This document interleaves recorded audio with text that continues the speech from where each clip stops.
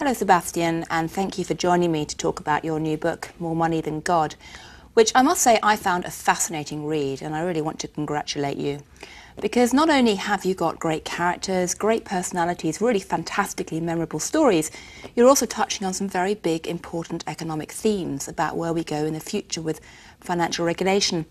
And something I find fascinating is that most ordinary people, if they pick up a book about hedge funds called More Money Than God, Hedge Funds and the Making of a New Elite, they'd assume that you've written a book that's basically bashing hedge funds, because that's been the popular line in recent years. And yet you're... That if you look at across the financial system and you say, well, there's going to be financial risk, first of all, let's just stipulate currencies will go up and down, interest rates will go up and down, there'll be difficult decisions about where you allocate scarce capital in an incredibly complex economy, and you'll make mistakes, there will be bubbles and crashes and so forth. Which is the least bad kind of financial vehicle in which to entrust investment capital? And I think what history shows is that hedge funds are rather good at this. I mean, during the crisis in 2007, 2008, they came out well. 2007, when everybody else was losing money from subprime mortgage investments, the hedge funds were on average up 10%. Even the hedge funds that were supposed to specialize in asset-backed securities, in other words, that includes subprime mortgages, they were flat for the year. So they totally dodged the bullet at a time when, you know, everybody else was getting... Some of them still went bust, though. I mean, I remember writing stories myself as a journalist about funds that were going bust. Sowood Capital went bust in 2007, that's one example, but there were several, as you say. And in fact, one of the nice things about hedge funds, one of the attractions is they do fail, but they are small enough to fail. They're not too big to fail. When they fail, they go down, and in fact, about 5,000 did go bust in the last decade. But they do so without taxpayers taking a hit, without the government getting involved, and also even without creditors in general taking a hit. Because what happens is hedge funds mark all their positions to market, so when they start losing money, you see it instantly. And because of the way they borrow money on a short-term basis from borrowers who can sort of basically yank the loans in immediately, when they go down by about 50% or so, they tend to be wound up before the lenders, the creditors, have to lose any money. So you're basically saying it's a good thing if the hedge funds do the risky stuff because they can kind of die and we don't really care. Exactly. What about long-term capital management? Because there you have an example of a hedge fund that did implode spectacularly and it created a huge, almost systemic crisis. Well, I think the almost is quite interesting there. I mean, I agree with that. It is almost, but not quite. I mean, in the long-term capital management case, what happened was that the Fed came in and convened the meeting at which the bankers, you know, were made to, you know, were arm-twisted into providing a recapitalization. There was no government money involved, and in fact, Peter Fisher, the Fed official who convened those meetings, explained to me how, you know, he was getting ready to stand on the table if the bankers hadn't provided the cash, to tell everyone to put down their cell phones, and there was going to be a public announcement at the same time so nobody could call their own bank to say that the bailout had failed. What that story tells you is that there was no plan B for the Fed. It wasn't as though if the private sector had failed to do a bail-in, the government would have come in with money in the end. And so, you know, long-term capital is a warning sign. But it did actually shake the system as a whole, because I mean, it's all very well saying, well, these hedge funds are so small, we don't really care about them. If you look at how big some of these funds have become, they're bigger sometimes with their assets under management than your average small bank in some countries. I mean, yeah, I mean, if you think about Bear Stearns, right, which was when it went down in 2007. Considered to be on the cusp of whether it really needed to be, and there's still a debate about that, whether you had to bail out Bear Stearns. And I think Bear Stearns' assets, before it went wrong, were in the order of 300 billion, something like that. If you look for hedge funds which have assets of 300 billion, in other words, capital times leverage, they're incredibly scarce. I mean, you know, I would think that if you take the 9,000 and something hedge funds that there are, you might find a dozen, maybe 2 dozen that hit that criterion. So, of course, there are exceptions. The really big ones, as you quite rightly say, do warrant public attention, but they are such a small fraction of the total that I think the bigger point that people need to understand is that most of these things should just be encouraged. The government should encourage hedge funds, because the more financial But that's risk... not really what they're doing at the moment. I mean, if No. you look to Europe, the Eurozone, I mean, people talk about hedge funds being like locusts, and there really is a sense that hedge funds are the ones who are destabilising the system.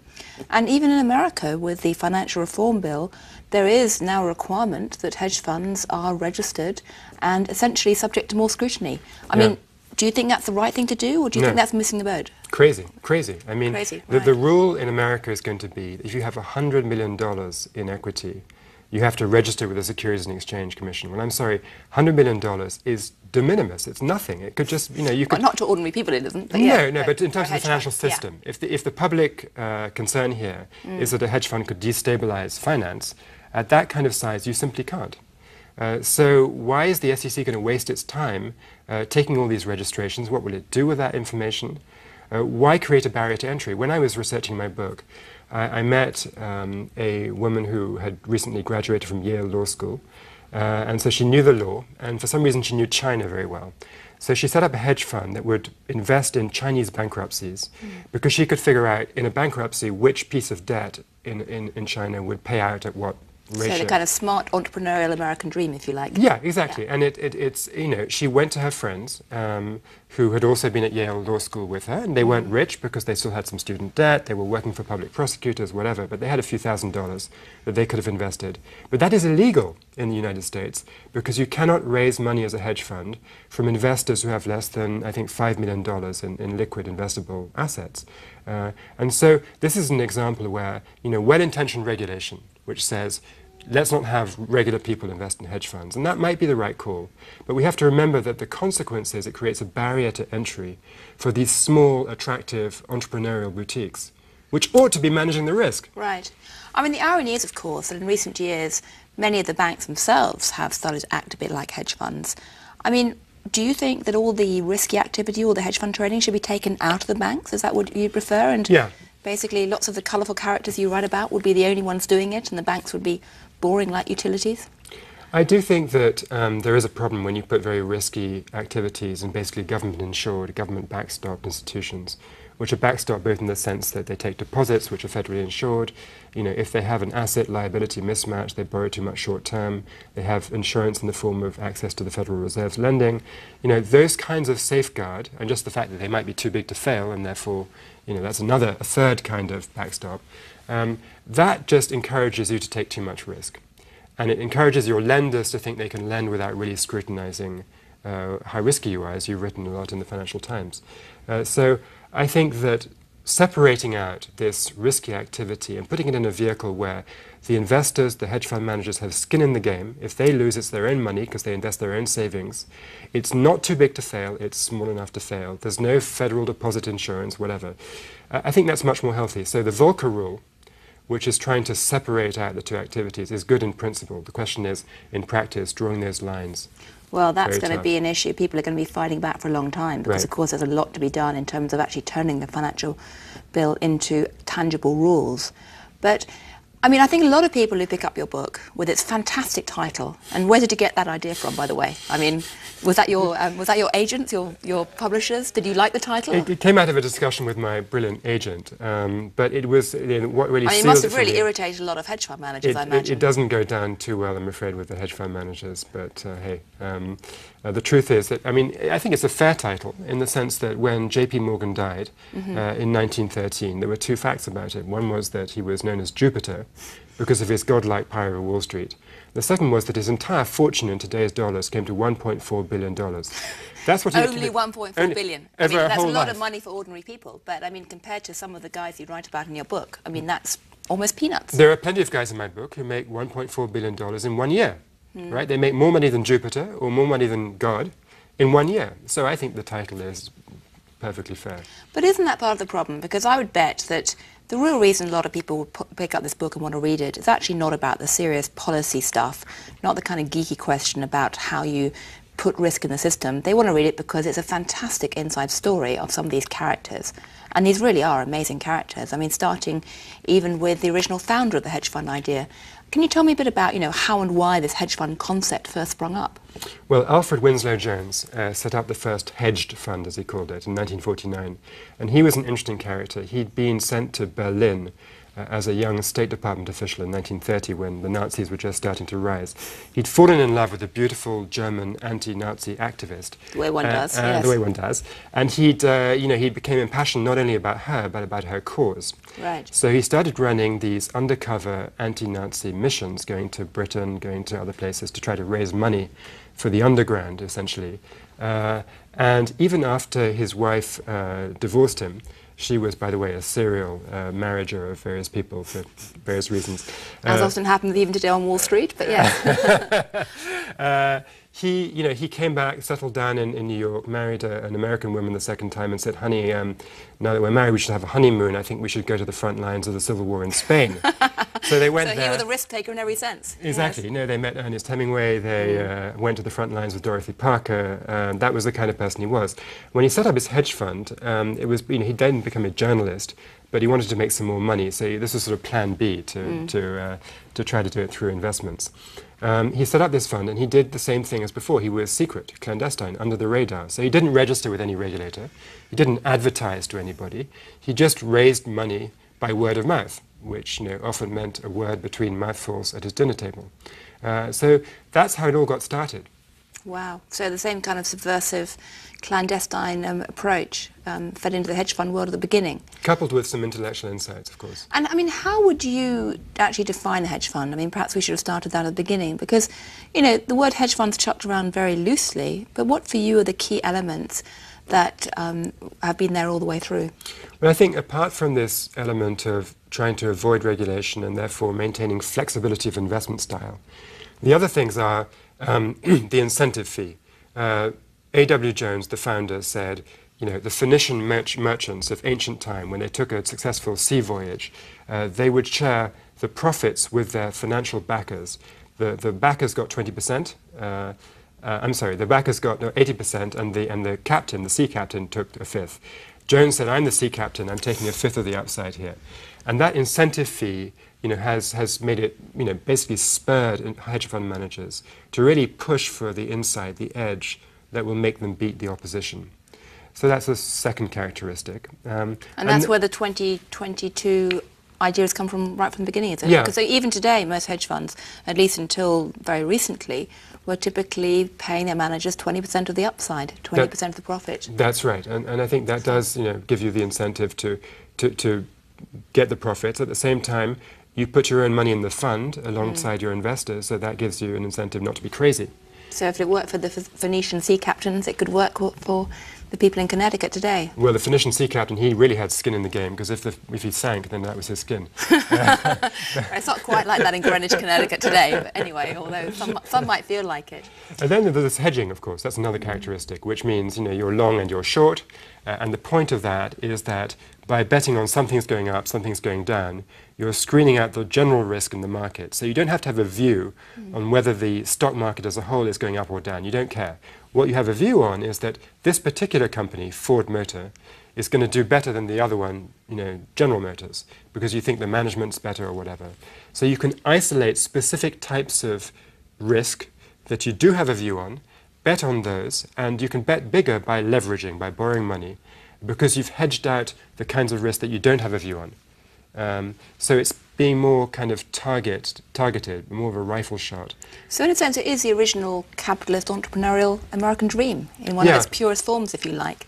I think that's right. And so I think the final characteristic to point to about what defines a hedge fund is this sort of freestanding, boutique-y, hedge fund. I mean, I was struck at the beginning of my research that if 4 entrepreneurial people set up, a kind of quantitative fund on the West Coast, a quantitative company, it's doing software. These are software people. People love that.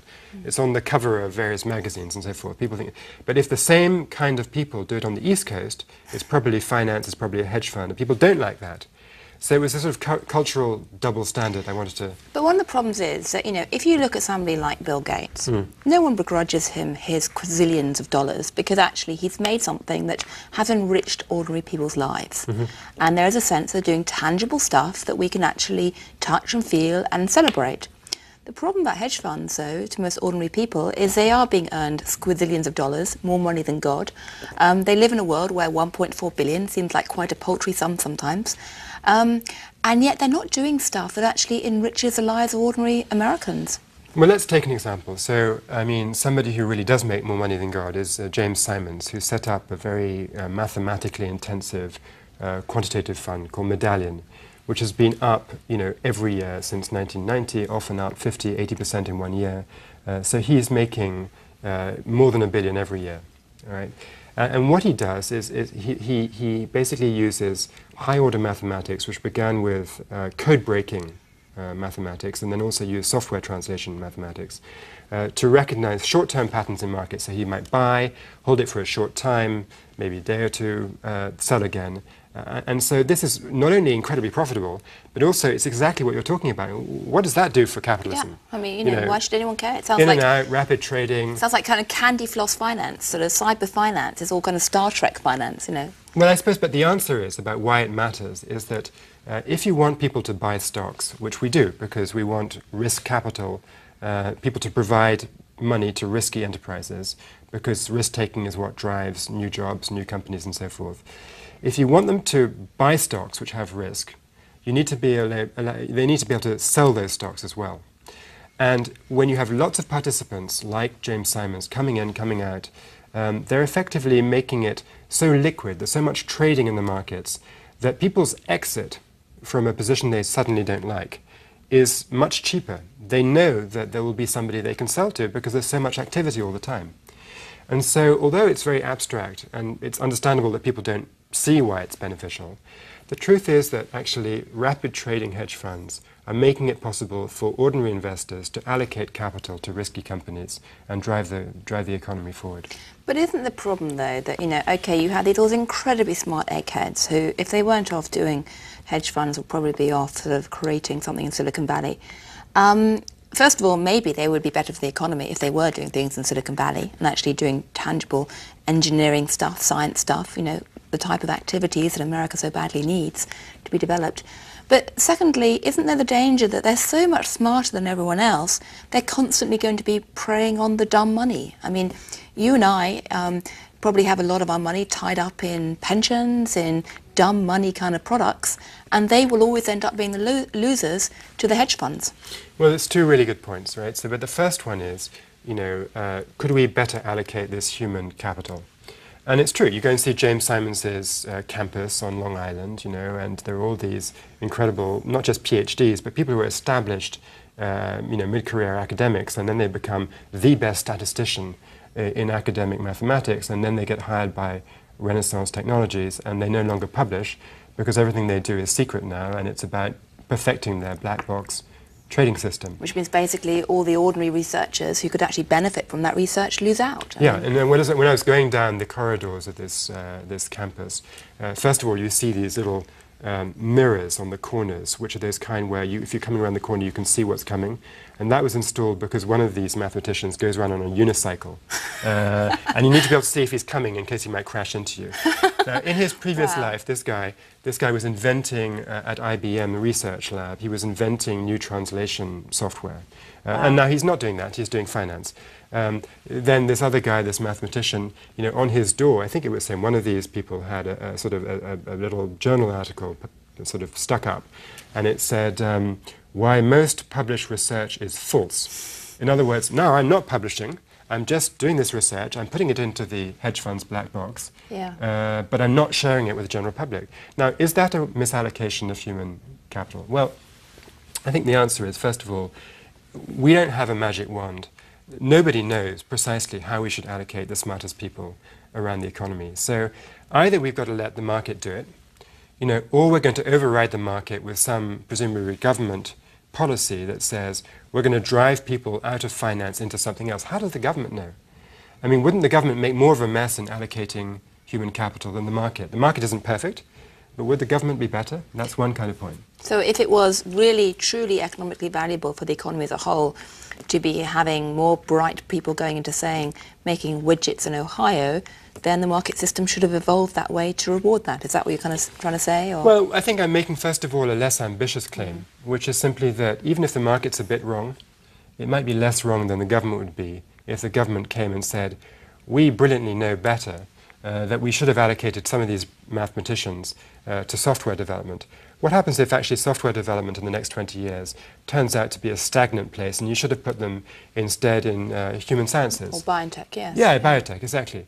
So it's very difficult to allocate smart people, and nobody knows how to do it, and maybe the market is less bad. Okay, so that's the justification for why they're all sitting there, all those brains sitting there in Connecticut or Greenwich or whatever.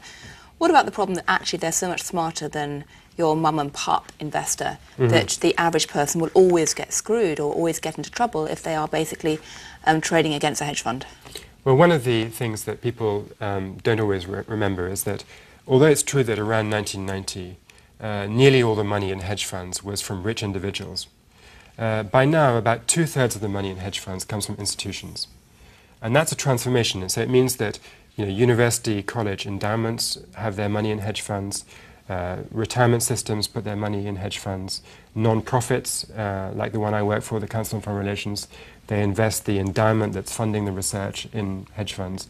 So when hedge funds do well, it's actually benefiting not just rich people, it's benefiting some social causes. So if you go to Yale University, they did a study actually in 2005, and they said our endowment now has $14 billion in it at that time.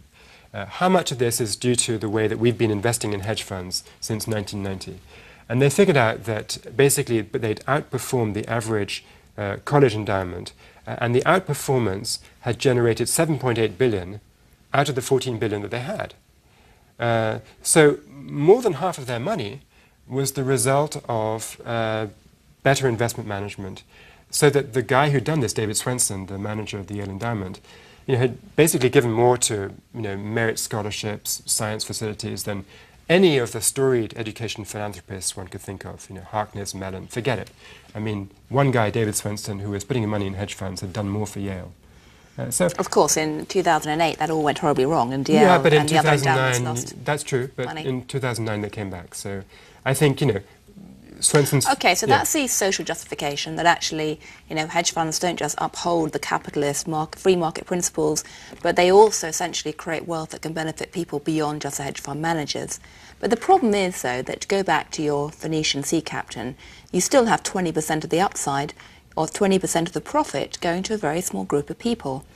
And one of the things that makes your book compelling reading is the details of what these guys do with this money. I mean, that is just fascinating. I mean, do you want to tell me a bit about some of your favourite anecdotes of some of the wonderful examples of conspicuous spending or extraordinary lifestyles that most people don't usually get to see? Well, I think there was a guy called Lewis Bacon, who runs More Capital, and... he was the one who put the sea turtle monitors on or something, was he? Yeah, he's a great conservationist, and he wanted to monitor exactly the habits of these turtles. So he put little electronic monitors on them to see where they were going. You have Steve Cohen of SAC Capital, who apparently has at his home not only his own golf course and all that kind of thing, but also he somehow had a planetarium with a ceiling which was painted with a precise constellation of stars that had been there on his wedding night, sort of 15 years earlier. Well, that's quite sweet. I mean, it's also an extraordinary use of money, but it's also quite sweet. And then, of course, there's some philanthropy, which we shouldn't forget. I mean, there's George Soros and... In the current environment, I guess the question still is, if you believe in the American dream, if you believe in rewarding people who are taking risks, do you actually need to reward them that much? No, I don't think you do. I mean, I do think that one of the things that Alfred Jones kind of came up with at the beginning has turned out to be a bit pernicious, which is that he counted the investment profits that he took, that 20%, he counted as a capital gain. So it was taxed at the low capital gains rate, not the higher income tax rate. And that continues to be an argument to this day. Should we change that to make it taxable at the income tax rate? So they're basically tax dodging, in a sense. Or not tax dodging, but they're basically, once again, gaming the system in a very clever way, because you have these clever brains. Yes. For the benefit. Yes, that's totally right. And I think probably we should change paying, that. In some cases, probably paying less tax than your average cleaner, I would imagine. Yeah, indeed, the cleaners who come and clean their own kitchens are paying a higher tax rate. Or probably, well, it depends on what income tax bracket they are in, maybe not. But certainly it doesn't pass the smell test to have people who, for a living, invest, and then they get paid income for that investing, and they say it's a capital gain. I'm sorry, I don't think it's a capital gain. I mean, when you have not only a fiscal crisis, which we're all going to live with for the next decade plus, right, which has been massively exacerbated by the financial crisis, and we need revenue from somewhere, but also you've got all these data that show that the hugest inequality that has emerged in the era of globalization is not really between sort of the averagely rich and the rest, it's between the super rich, which have just exponentially taken off. And I think raising taxes on those people is fair and necessary. And in the case of hedge funds, I think it's just obvious that we should tax their income as income. That can't have won you many friends amongst the hedge fund community for saying that. No, it doesn't. Along with the title. Yeah, I've got the title against me, I've got the tax position against me, but... But I mean, there again, I mean, must say, you know, presumably if you have $1.4 billion or $14 billion, I mean, you know, the average person would say, well, why complain about losing an extra $2 or $3 billion? Yeah, and actually, you know, are you really going to miss it? You know, sometimes if you put them in a quiet room, I think hedge fund managers themselves would admit that it's perfectly fair to tax. I mean, I certainly know some who believe this, that they should pay more tax and they should pay this carried interest should be taxed as income. And they don't have an objection to that. And really, at a certain point, money is more than you can spend. Yeah. And it's about keeping score. So you want to show that you're clever because you've earned this much. But if you have to pay more tax, it's not as if you're going to move to some tax haven like Bermuda where you can't see your friends anymore. You're going to stay in New York and Greenwich. I mean, I must say, it strikes me that from a political sense, given that we are living at a time of tremendous public anger, tremendous public pain. I mean, average people are really suffering. Not just in America, but Europe too. And there is invariably growing envy and frustration and finger-pointing. Don't you think it would be a very smart thing for the hedge fund industry to do, to actually come out and voluntarily say that there should actually be some changes in the tax code to show that it was playing its part? Yeah, I think it would be good. You know, one is asking them to sacrifice the piece of their operation, which means the most to them, i.e. how much they take home. So maybe it's not going to happen. But I think even if they don't come out and say that, it should be done to them. I mean, I think... And do you think the government would ever have the balls to do that? I mean, in London, we started some kind of debate about that.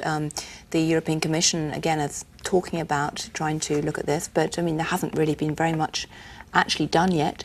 Do you think the Obama administration would ever have the courage to talk about re-examining the tax code? Or tax treatment? You know, I mean, when you talk about re-examining the tax code, of course, there are all kinds of things that should be fixed. I mean, my other hobby horse is, you know, the extraordinary tax break that goes to property, to all kinds of real estate investment, which actually doesn't really boost home ownership if you look at cross-country numbers, and simply encourages households to take enormous mortgages. In other words, to have leverage. Haven't we discovered leverage is bad? I mean, there's too much of it, and yet we're subsidizing leverage at the household level. Well, politicians are kind of hooked on it, aren't they? Yeah, politicians are, but of course, as you know, in the UK, in the 1980s, following a housing crash, the smaller mortgage deduction that existed then was abolished. So governments, democratically elected governments, can sometimes do something about ridiculous tax breaks. And so maybe in an environment where we need tax revenue, that could be re-examined. And I think on hedge funds, you know, sooner or later, I hope that, you know, the right thing will happen. They will pay income tax.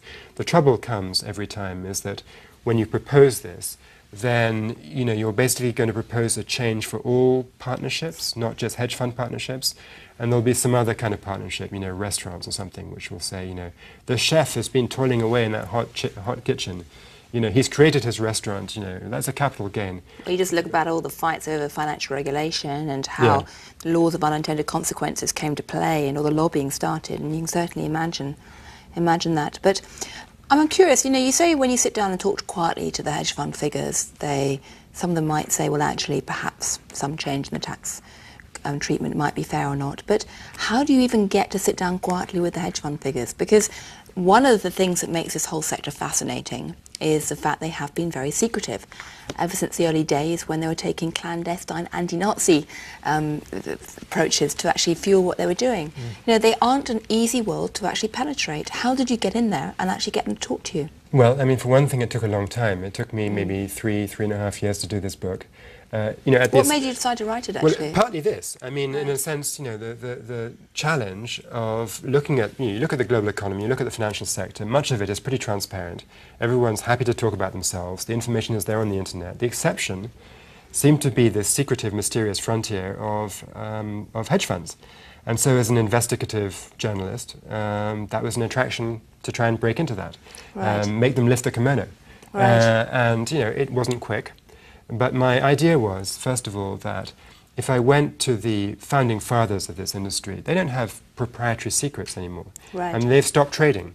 So whatever secret source they used to have isn't terribly valuable anymore. So, plus they're retired, so they have time. So you go and see these people first. You really spend a lot of time with them. You really understand what they did. You really make them understand that you understand.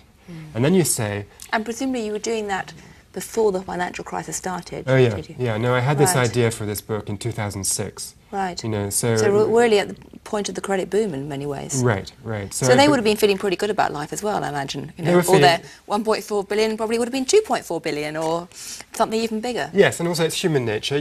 Supposing you've got a hedge fund manager like Michael Steinhardt, who's an explosive character, who managed his hedge fund from the late 60s to the mid-1990s.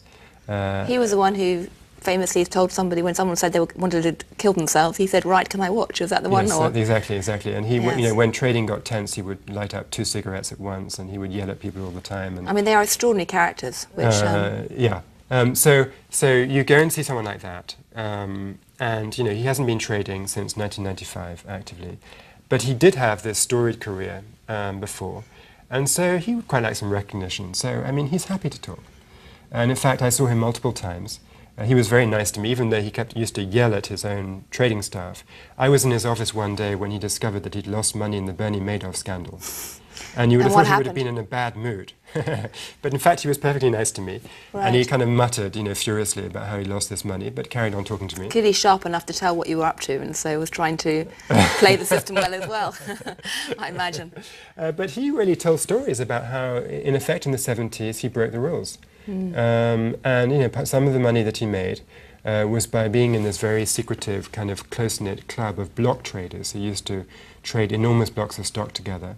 And he had basically better information than everybody else. And it wasn't always exactly on the up and up, but it was highly profitable. And he said that to me on tape.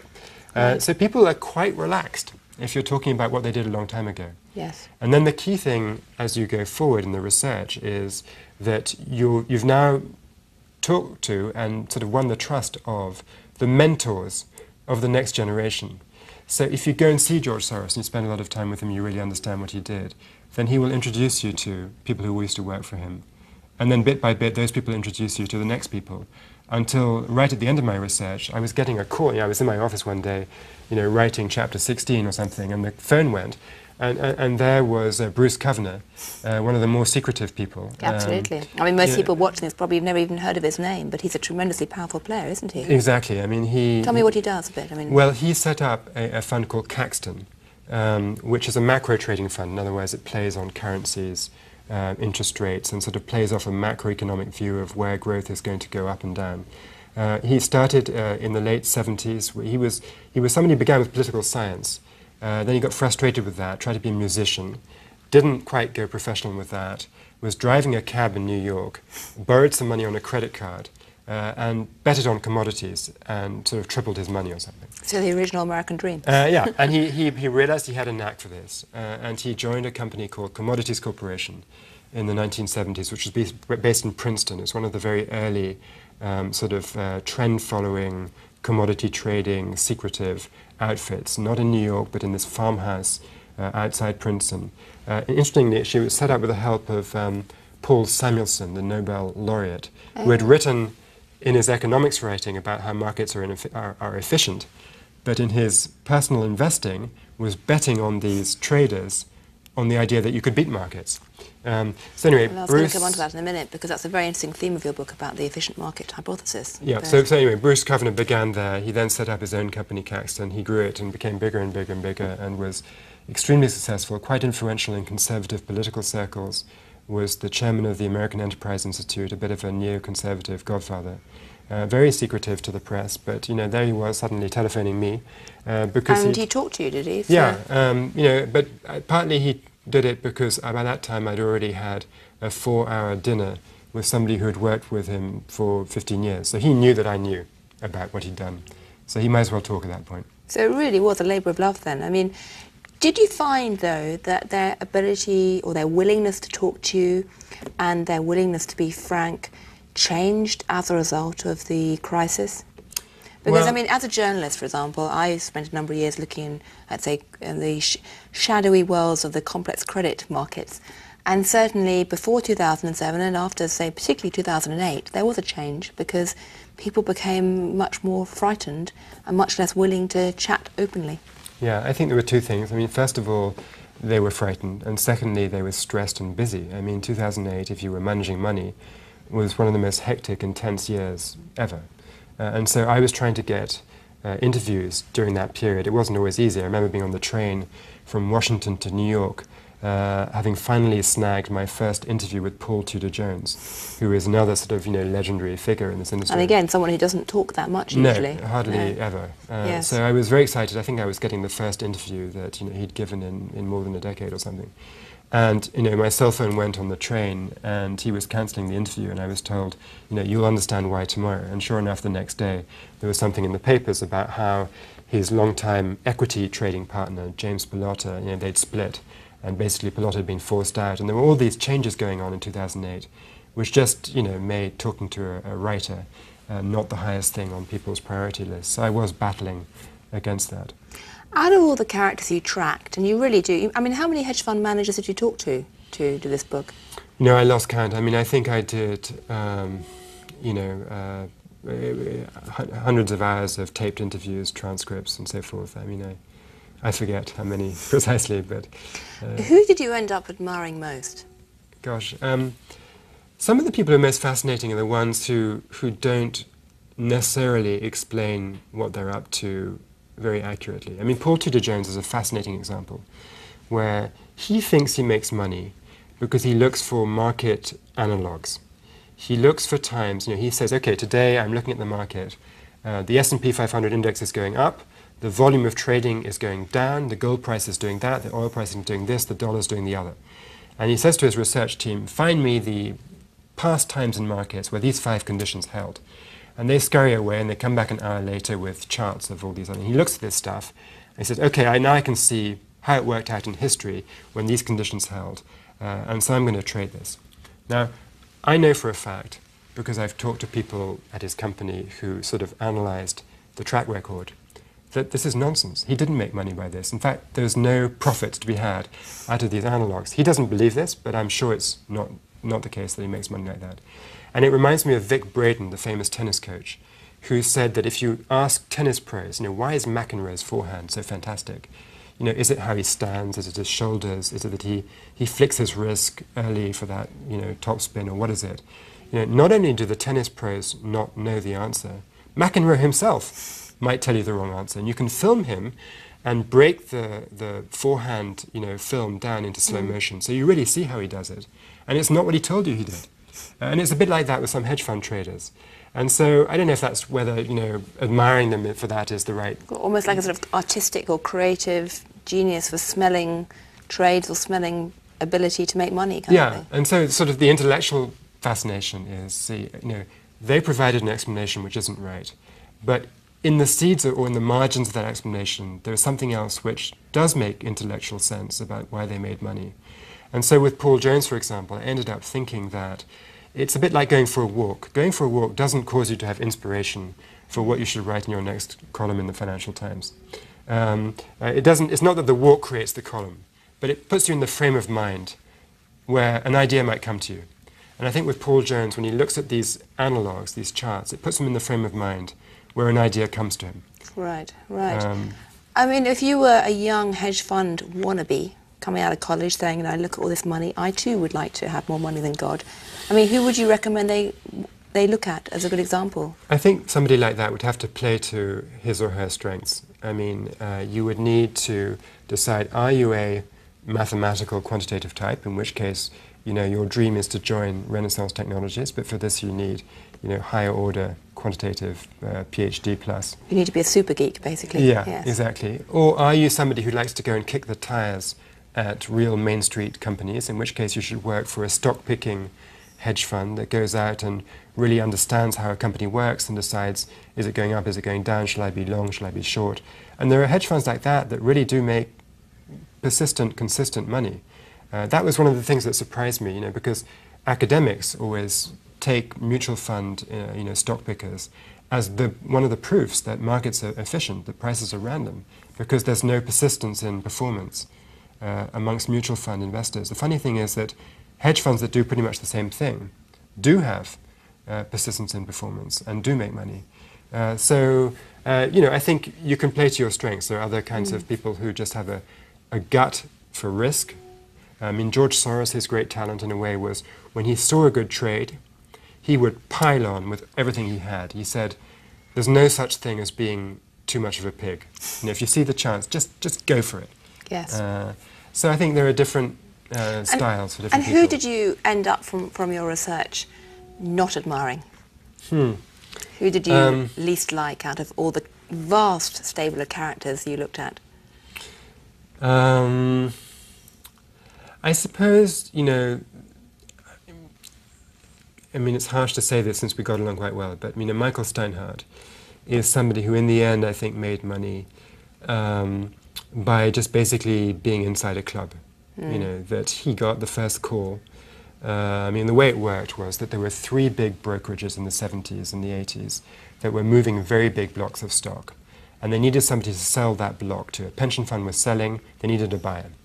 And so they just knew that Michael Steinhardt was the guy to call because he didn't mind in the space of one phone call saying yes to a sort of multi-million-dollar purchase. The thing was, let's imagine I'm the broker, you're Michael Steinhardt. I call you up and say, will you take this? Now, if you say no, I'm totally stuck because now I've given you the information that there's this big sell coming. So you could say no and then go out and just sell ahead of me. So basically, you can say, I'm not sure, but I'll take it if you give me a $3 discount per share. And you've basically got them by the short and curlies. Right. That doesn't strike me as the most intellectually innovative way to make a fortune. So it was basically about negotiating the power balance between yourself and the bankers. Being in the right time, place at the right time. I mean, one of the fascinating things that you capture in your book is the way that hedge funds have gone from being maverick weirdo outsiders to coming almost inside the system, and the power balance with banks began to shift. And one of the great scenes in your book is a point where you have Bear Stearns on the point of collapse, and effectively Alan Schwartz calls up Jim Chanos, one of the great short sellers, and asks him to come to his aid by going on television and essentially expressing confidence in the bank, which sort of encapsulates the degree to which, a little group of gadflies had ended up in some ways becoming not just integral to the system, but sometimes having almost an equal power footing. Yeah, and I think that story actually tells you something about the way that the bubble formed and the way that Wall Street and the kind of media apparatus around it works, actually, because, you've got a lot of people who are just congenitally bullish in finance, as you know. And so if you look at, buy recommendations to sell recommendations that come out of Wall Street houses, there's always been, 99.5 buy recommendations for every sort of semi-sell. And part of the skill that hedge funds have had from early on is to ignore all those buy recommendations, but call up the broker and, as Julian Robertson used to say to the analysts, I know you regard all of these companies as your own children, but just tell me, who is your least favorite child? So then you knew which one to sell, which one to be against. And it's by being willing to be negative that the short sellers have got a niche, not only in investing, but in terms of, information and what they're looking for. Everybody else is looking for what's going to go up. These guys are focused on what could blow up. Right. And that makes them an incredibly important source of information. I think journalists... They're almost like the honest conscience of the system. Well, not the honest, but the conscience of the system, perhaps. Right. And I think journalists, would do well to talk more. I mean, they already are beginning to do it more, but it would be better to talk even more to some of these hedge fund guys who are willing to go short. They are talking the their hedge book. funds haven't always been willing to talk, or you often, when you talk to them, as a journalist myself, I know when I talk to them, I never quite know where they're coming from. Right. No, that's true. But I think this particular sub-brand of hedge funds, the short sellers, in fact, Jim Chanos is quite open to the press. David Einhorn, who was one of the other short sellers who came to the fore in 2008, is quite open to the press.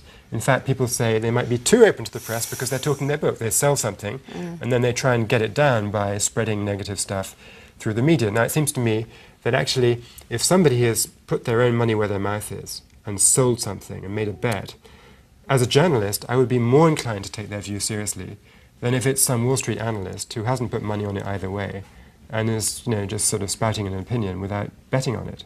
So I don't have a problem with listening to people who are talking their book, but that's not a view shared by all journalists. Right. Well, that certainly touches on the much wider, more controversial issue of the role of the media in all of this, and the role of the media in covering the hedge fund industry. But in terms of the way that hedge funds operate and the theory that drives them, one of the other fascinating paradoxes in your book is the fact that so much of the hedge fund industry was driven by the theory of efficient markets and free market ideals, and yet in practice what most of the clever hedge fund players are doing is actually exploiting market inefficiencies. I mean, can you square that up at all? Is it a question of people simply not believing their own theory, their own hype? Well, the people who believed the theory of efficient markets were basically the academics. And they believed it for rather a limited amount of time. I mean, I've read things as a result of the crisis that say, oh, now academia has to finally acknowledge that markets are not efficient. That's all nonsense. I mean, I quote a paper published in 1990 by Andre Schleifer of Harvard with Larry Summers, who now works, of course, in the White House.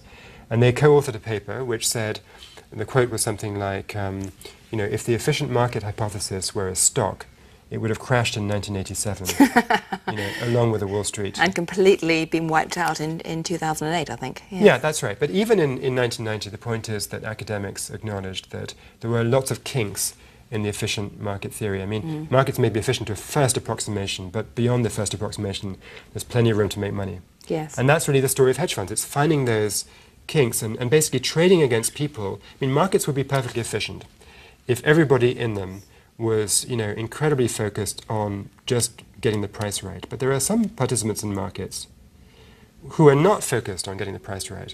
I mean, the extreme example is a central bank, which may be intervening to prop up a currency because of a policy view about where the exchange rate may be. If you trade against those people, the central banks, they're simply, that's sort of free money almost. I mean, when George Soros bet against the Bank of England in 1992, the Bank of England, was buying pounds, not because it thought pounds were worth something, but because John Major, the Prime Minister, was insisting that they would stay inside the exchange rate mechanism. And in fact, Norman Lamont, the finance minister at the time, was trying to persuade John Major that he was crazy. They had to get out of the exchange rate mechanism. They couldn't make it stick. And John Major, for political reasons, sort of refused to listen for another day. So basically the hedge funds were making a sort of political bet as much as anything. They're betting against people who are not in the market, who are taking a view without it being a view about the real price of the security. Another example would be, when you have, a bankruptcy and bonds in that company are suddenly all downgraded. There are lots of pension funds which, by the statutes of the pension fund, are not allowed to hold on to the debt. So if the debt loses its value and goes down 30 cents on the dollar, it might be smart to hold it because you think it'll end up at 80 cents. But the pension fund isn't allowed to have that view. It has to sell. So in comes the hedge fund, which is allowed to buy, sell whatever it wants, whenever it wants, just according to what's worth what.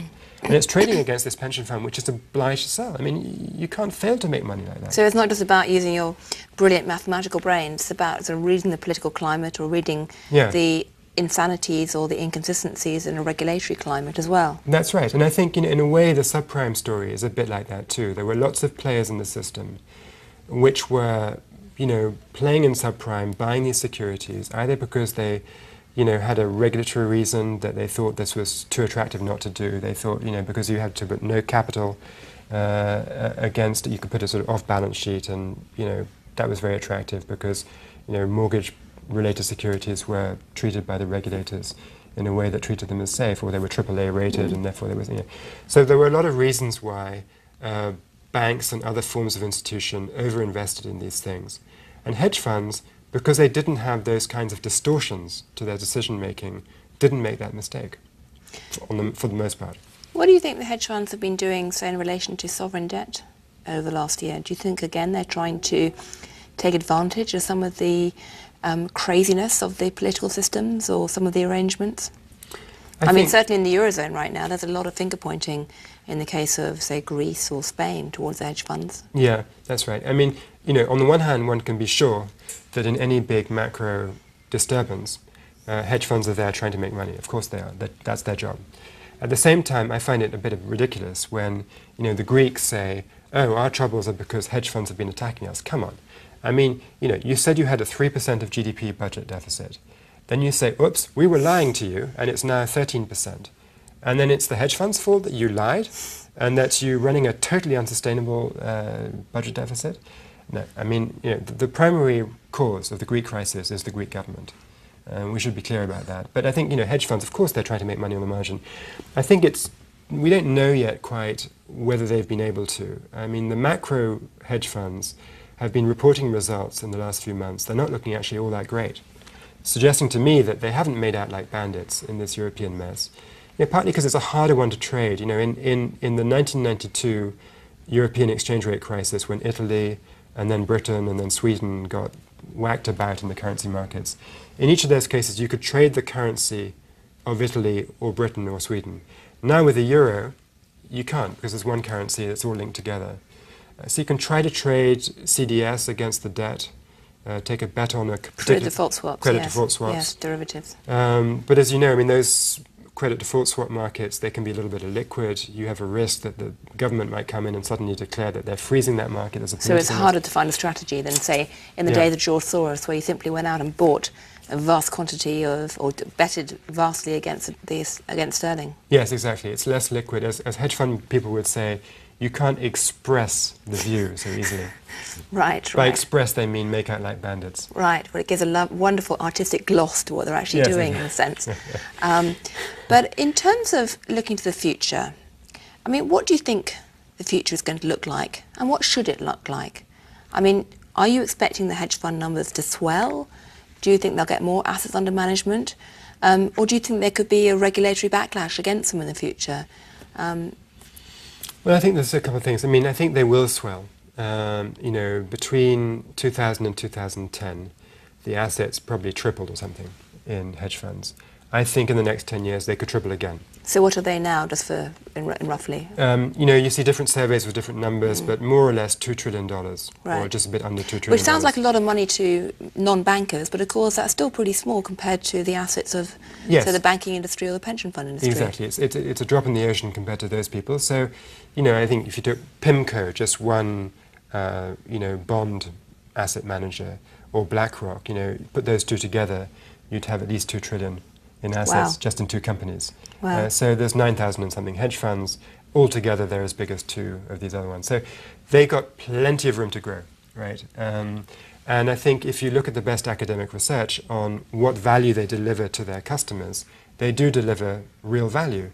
I mean, even if you take out all the distortions that exist in hedge fund reporting, and you really clean the data, the point is there is value left over for institutions that invest, even despite all these big fees. So I think institutions... So even after all this crazy spending on planetariums and turtles and all that kind of stuff. Yeah, exactly. So I think the institutions are clever enough to see that, so they're going to put more money into hedge funds, and so the hedge funds will get bigger and bigger and bigger. But to my mind, there's a risk, which is that there'll be a few hedge funds which sort of hoover up all this cash, because they are set up to appeal and seduce big institutions. They have wonderful reporting systems. They send you a nice glossy brochure twice a year. They've got... So they almost look like PIMCO. Yeah, exactly. I mean, they PIMCOize themselves. Right. And of course that tends to appeal to governments too, because they can cope with all the regulatory burden that the government puts on them. Exactly. They've got armies of lawyers. They've got fantastic computer systems that generate, all these reports, all the data that a sort of high-maintenance institutional client would ask for. They just give it to you on a plate. So these kinds of platforms, because to create those platforms is very expensive, so there's a high barrier to entry into that kind of institutional hedge fund. And so I think once you've created that platform, you can just grow and grow and grow. Then you start going public, you issue shares in yourself, and some of them have done that. And then pretty soon, hey presto, you're basically an investment bank. And then you could actually end up with a situation where they could be systemically important. Exactly. And then they should be regulated. And I think, hedge funds have been wrongly accused of creating a risk to the financial system in the past. But although that accusation has been basically 99% wrong so far, it may be right in the future. So we need to be ready for that. That's very ironic. I mean, I have to ask you the key question, though, because we're almost finished, but the key question, which is that if you're so fascinated by hedge funds, if you're now such an expert, if you think that they add so much to the broader economy, why aren't you running a hedge fund yourself? Have you never been tempted to join one? You know, one thing I've learned is that to make money, as I said before, you know, markets are basically efficient to a first approximation. So to beat that, you have to be so focused on what you're doing all the time. I mean, it has to be an obsessive kind of thing. You have to be addicted to watching your investments. And I'm not going to develop that kind of level of I mean, I like writing. I like public policy. I like telling stories. I like writing books. I'd rather spend the next 3 or 4 years, you know, on the next book, as opposed to, you know, obsessing about basis points in the markets. And what's your next book going to be about? I don't know that yet. But so if you wanted regulators or governments or politicians or non-bankers, the kind of people who say, I just don't understand what hedge funds do, but I kind of think they're probably evil, great title, etc. If you wanted them to take away 1 or 2 key messages from this book, what would they be in terms of moving the regulatory debate forward? You know, I'd say that we have to recognize that there will be risk in financial markets. We have to ask who should manage this risk, and we have to recognize that in the past, when you've had a financial crisis, it's usually because the incentives for financiers have been distorted and encouraged them to take too much risk. Distorted by a government backstop, distorted by a so-called trader's option that individuals within a big bank may want to take more risk because they'll get a big bonus. And the kind of financial vehicle that we have that has fewer of these distortive incentives are hedge funds. The managers have their own money in the fund, so they have an incentive to avoid too much risk. They are not backstopped by the government, so they don't have that safety net. They are monitored very aggressively by their creditors, so that means another safety check. So although they're not perfect, and they do fail sometimes, they fail safely, and it's a better place for risk to be managed than all of the alternatives that I can think of. It is, of course, a slightly hard sell, though, because of, you know, I mean, when ordinary people who are seeing their incomes cut, losing their jobs, look at these extraordinary characters, you know, this fascinating story of how the industry developed, look at all the money involved, and look at all the freewheeling. It's very hard for them to not think, well, hang on a sec, you know, why are they off in the Cayman Islands? You know, why are they doing all this clever mathematical stuff we don't understand? I mean, That's they right. make very easy targets. And the answer is more progressive taxation. Tax the profits, by all means, but don't shut down this form of investment management because it's better and healthier for the financial system and for the economy writ large. And if they were to tax the profits, I mean, how much money do you think they could raise? Gosh, Do you that's a good build a few schools in the Midwest, or well, I mean, fund a bit more healthcare? I've never been asked that question, but I mean, if we just did back of the envelope, the top 25 hedge fund managers on the list of the, you know, the biggest earners, you know, made about $25 billion between them. Okay. What, just when? Just in 1 year. Just in what year? In 2009, I think. 2009, which was supposed to be a bad year for most of the financial industries. They made $25 billion. Okay. So if we just hiked their taxes by 20 percentage points, all right, you make $5 billion right there. I mean, $5 billion, you know, that's a few schools. Wow. Well, that's certainly a both inspiring but also quite encouraging lesson to end with. So thank you very much indeed, Sebastian, for providing a truly fascinating look at the industry, which is both very interesting, very juicy, quite racy in parts, but actually raises some very core fundamental policy questions that I, for one, certainly hope that regulators and politicians on both sides of the Atlantic listen to very seriously. So thank you. Nice to talk to you, Julian.